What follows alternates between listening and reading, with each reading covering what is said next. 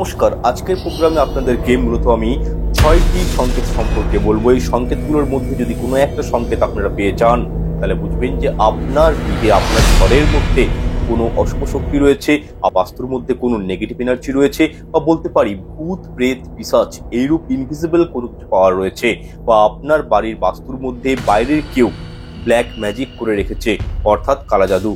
এবং ভিডিওর শেষে আমি কিছু প্রতিকার বলে দেবো, সেগুলো করলে যে রকমই বাস্তু দোষ থাকুক না কেন, আপনাদের গৃহ থেকে সেই নেগেটিভিটি কিন্তু দূর হয়ে যাবে, সেই নেগেটিভিটি, অশুভ শক্তি কিন্তু ক্ষয়প্রাপ্ত হয়ে যাবে। যাই হোক, প্রোগ্রামটিকে স্কিপ করবেন না, সম্পূর্ণ দেখুন, কারণ এই সংক্রান্ত ভিডিও ইউটিউব চ্যানেলে খুব কমই পাবেন, এবং এর আগে হয়তো এই বিষয়ে কেউ এতটা বিশদ আলোচনা কিন্তু করেননি। অনুষ্ঠানটি শুরু করার পূর্বে অনুরোধ করবো চ্যানেলটি সাবস্ক্রাইব করে রাখবেন এরকম সব নিত্য নতুন বাস্তুশাস্ত্র, তন্ত্রশাস্ত্র এবং ধার্মিক সংক্রান্ত ভিডিও দেখার জন্য।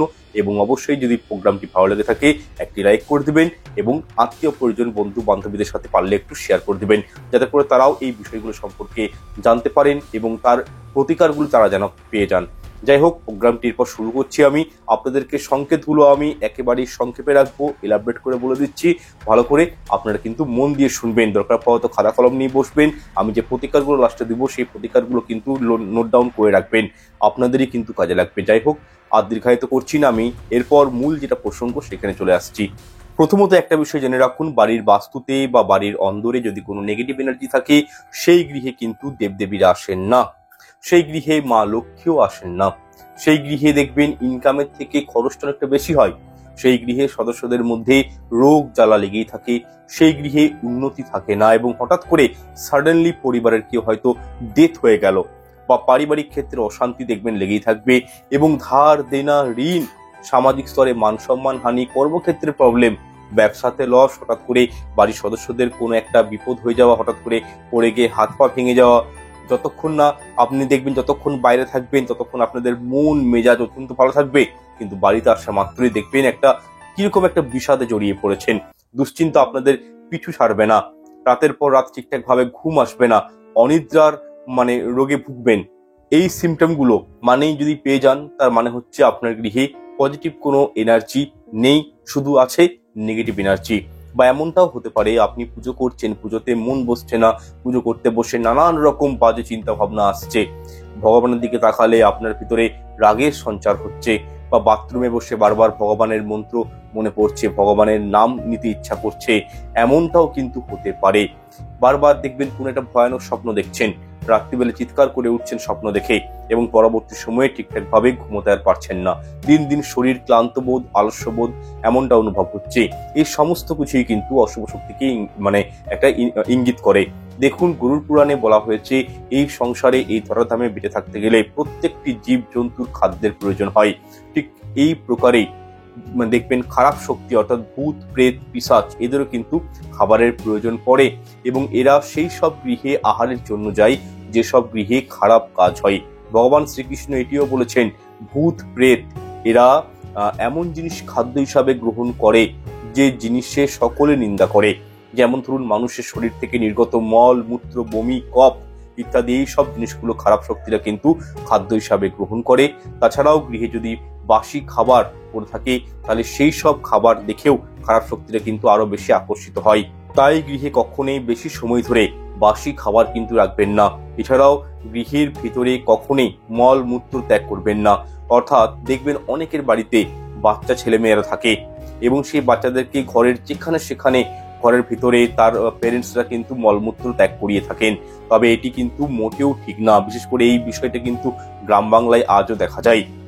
দেখুন, মলমূত্র ত্যাগ করার একটা নির্দিষ্ট জায়গা রয়েছে, এবং বাথরুম, সেই বাথরুমে নিয়ে গিয়ে বাচ্চাদেরকে অলওয়েজ মলমূত্র ত্যাগ করাবেন, এবং গৃহের ভেতরে কোনো রকমের থুতু ফেলবেন না।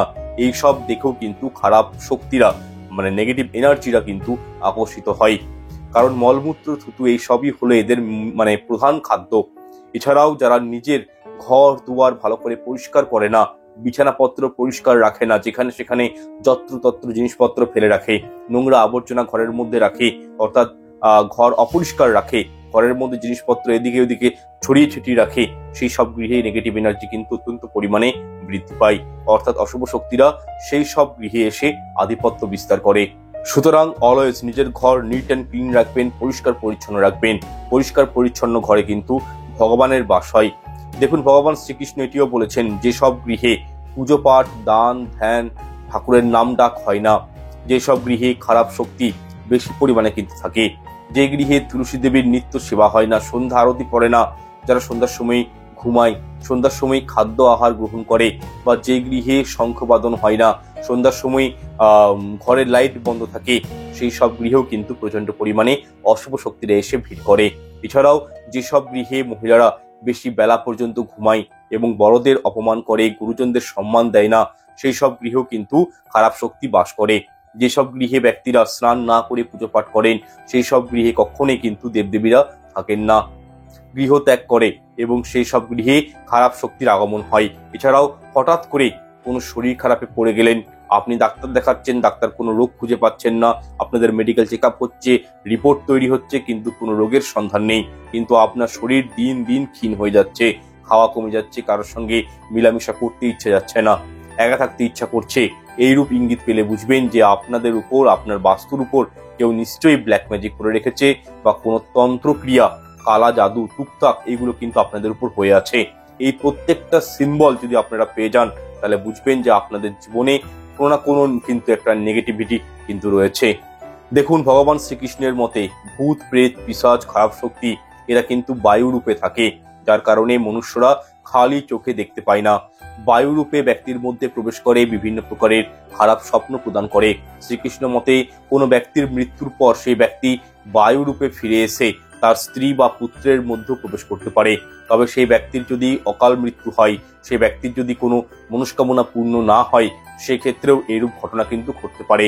এছাড়াও ধরুন, আপনারা ঘুমোচ্ছেন, স্বপ্নে হঠাৎ করে যদি কখনো দেখেন ঘোড়া বা হাতি বিকৃত রূপে আছে বা রাগান্বিত হয়ে আপনার উপর আক্রমণ করছে, তাহলে বুঝে নেবেন আপনার গৃহে খারাপ শক্তি অবশ্যই প্রবেশ করেছে।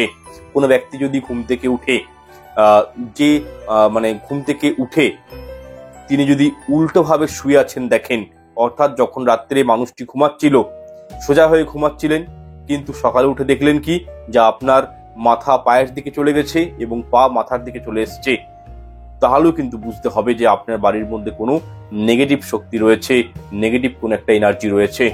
এছাড়াও যদি কোনো ব্যক্তি স্বপ্নতে দেখেন নিজেকে কোনো কিছু দিয়ে বাঁধা অবস্থায় রয়েছে, হাত পা তার বাঁধা আছে, বা নিজেদের পূর্বপুরুষেরা যাদের অলরেডি মৃত্যু হয়ে গেছে তারা যদি খারাপ কাপড় পরে আছে, কিংবা স্বপ্নতে যদি দেখে থাকেন যে আপনাদের পূর্বপুরুষেরা অন্যের খাদ্য কেড়ে নিয়ে খাচ্ছে, বা পূর্বপুরুষেরা জলের জন্য কষ্ট পাচ্ছে, তাহলে বুঝতে হবে যে আপনাদের পূর্বপুরুষেরা নরকে অথবা প্রেতজনিত স্থান পেয়েছে এবং তারা আপনার গৃহে বাস করার জন্য চেষ্টা করছে। শুধু তাই নয়, কোনো জীবজন্তু যদি স্বপ্নতে মানুষের মতো কথা বলতে দেখতে পান, আপনি স্বপ্ন দেখছেন কোনো জীবজন্তু মানুষের মতন কথা বলছে, তাহলেও কিন্তু বুঝে নেবেন আপনাদের গৃহে আপনাদের পূর্বপুরুষেরা কিন্তু বিরাজ করছে।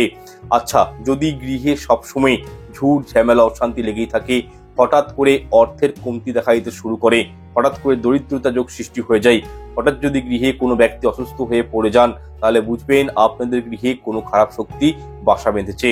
এছাড়াও যদি আপনাদের গৃহে বারবার মাকড়সার জাল দেখা যায়, পরিষ্কার পরিচ্ছন্ন করার পরেও মাকড়সার নিজেদের জাল বাঁধতে শুরু করে, তাহলে এটিও কিন্তু একটি খারাপ সংকেত। বুঝে নেবেন আপনাদের গৃহে মাতা লক্ষ্মী বিরাজ করেননি, কোনো অপদেবতা, কোনো নেগেটিভিটি কিন্তু আপনাদের গৃহে থাকার চেষ্টা করছে। যাই হোক, এই যে সিমটমগুলো আপনাদেরকে আমি বললাম, এগুলোর মধ্যে যদি কোনো একটিও পেয়ে থাকেন, তার মানে বুঝবেন ভূত, প্রেত, পিশাচ বা কোনো প্রকার নেগেটিভ এনার্জি, অশুভ শক্তি আপনার বাস্তুর ভিটার মধ্যে রয়েছে, বা আপনাদের ঘরের মধ্যে রয়েছে, বা কেউ হয়তো আপনাদের উপর কালা জাদু করেছে। যাই হোক, আমি প্রথমেই বলেছিলাম যে ভিডিও শেষে আমি কিছু প্রতিকার অবশ্যই বলবো। যারা এই সিমটমগুলো পায় তারা এই প্রতিকারগুলো কিন্তু ইজিলি করতে পারবেন। প্রথমত হচ্ছে, আপনারা গৃহের সদর দরজাতে পঞ্চমুখী হনুমানজির মূর্তি বা ছবি প্রতিষ্ঠা করবেন।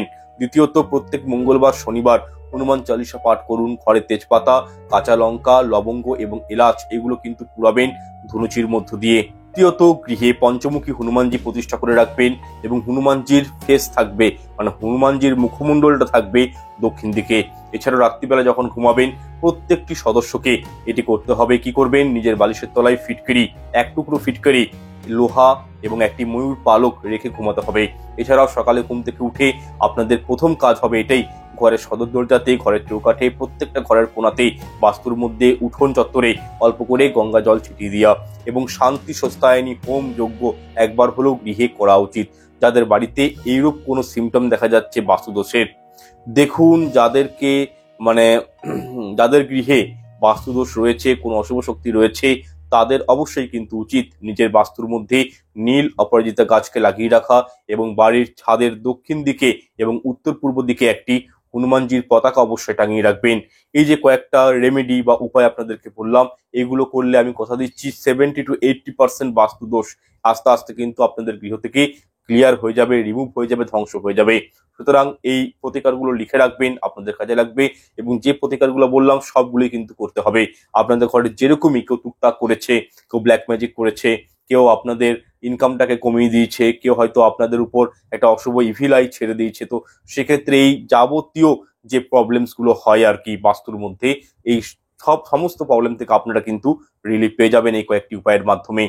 যাই হোক, দেখা হচ্ছে পরের অনুষ্ঠানে। যারা আমার সঙ্গে পার্সোনাল ভাবে যোগাযোগ করতে চান, ভিডিও ডেসক্রিপশন বক্সে হোয়াটসঅ্যাপ নাম্বার আছে, সেখান থেকে আপনারা কিন্তু যোগাযোগ করতে পারেন, মেসেজ করবেন। অনলাইন অ্যাস্ট্রোলজি সংক্রান্ত হতে পারে, বাস্তুশাস্ত্র মানে বাস্তু সংক্রান্ত হতে পারে, আপনারা যদি হাতের বিচার করাতে চান, হস্তরেখা বিচার, জন্মকুষ্টি করাতে চান, সবকিছুর জন্য জোটক বিচার করাতে চান, ঠিক আছে, এভরিথিংস এর জন্য আপনাকে যোগাযোগ করতে পারেন। খুবই অল্প বুকিং ফিস আমার, এবং সেখানের মাধ্যমে আপনারা কিন্তু সমস্ত কিছু অ্যাস্ট্রোলজি পারপাসে প্রেডিকশন গুলো কিন্তু পেতে পারেন। দেখা হচ্ছে পরের অনুষ্ঠানে। ঈশ্বর আপনাদের মঙ্গল করুক। নমস্কার, ধন্যবাদ।